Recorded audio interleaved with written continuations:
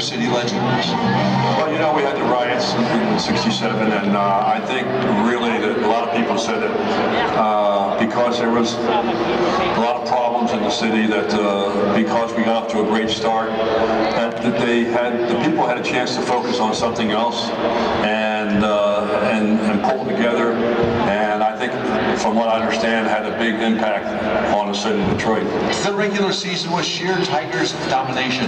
Danny McLain's remarkable 31 wins earned him Cy Young and American League MVP honors.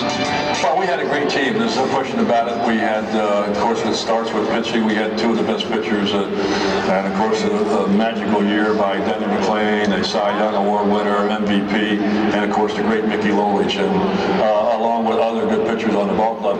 Our starting rotation was with four pitchers, actually, headed by Mickey Lolich and then McLain, and then we had Earl Wilson, big Earl, 6'5", 270 pounds, and we also had Joe Sparmer, who was the quarterback at Ohio State. He used to get the ball handed off, in those days, but he had the best stuff. He didn't know where it was going to go.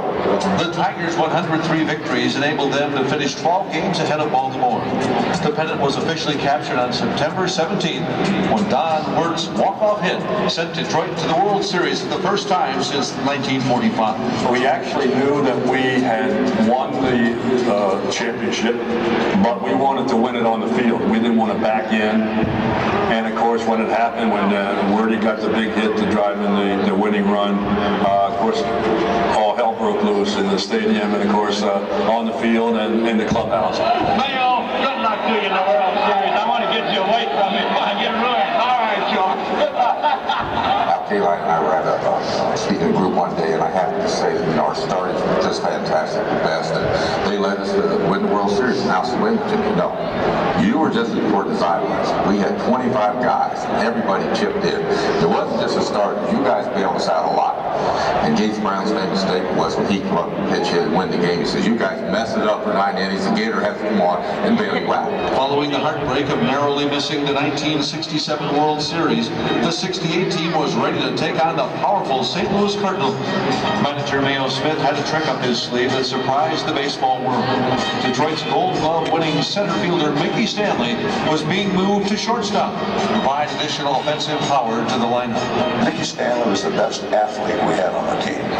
He could run, he could throw, he could do it all. And he'd played a little bit of shortstop in the last couple of weeks of the season. And then lo and behold, the very first ball of the World Series, Lou Brock hit to him, he made the play, threw him out, and then everybody sort of went, yeah. The Tigers and Cardinals split the first two games of the series in St. Louis. Detroit's 8-1 Game 2 victory was highlighted by a home run from a very unlikely source. I had 2 strikes on me, and I made up my mind I was going to swing at the next pitch. And just getting called out on 3rd strike's not my favorite thing to do, so take a hack at it. And I saw the pitch, and I hacked at it, and Nelson Browse, with this great control, hit my bat dead center, and I knew I was out. Because I was out all the time. I was not a very good hitter. I never stepped on first base. Because I could sprain an ankle, I could turn a knee, just if I hit the bag wrong, I always stepped over the bag.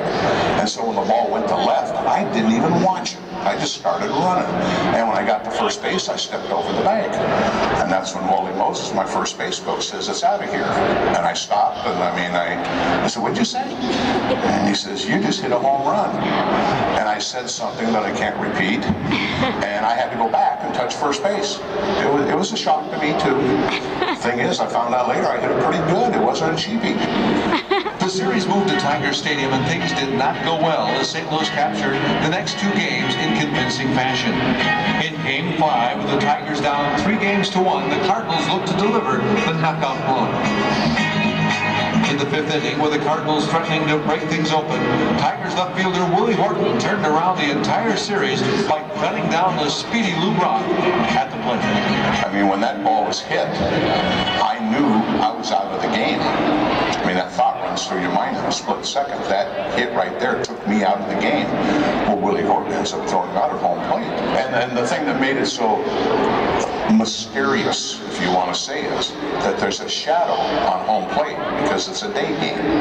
And that that shadow makes it for a lot of people can't really see the play. Even the photograph that was taken is not a bright, clear picture. It's sort of a dark picture, but his foot is coming down towards the plate. And so I have the best view in the ballpark other than the umpire. I'm right there.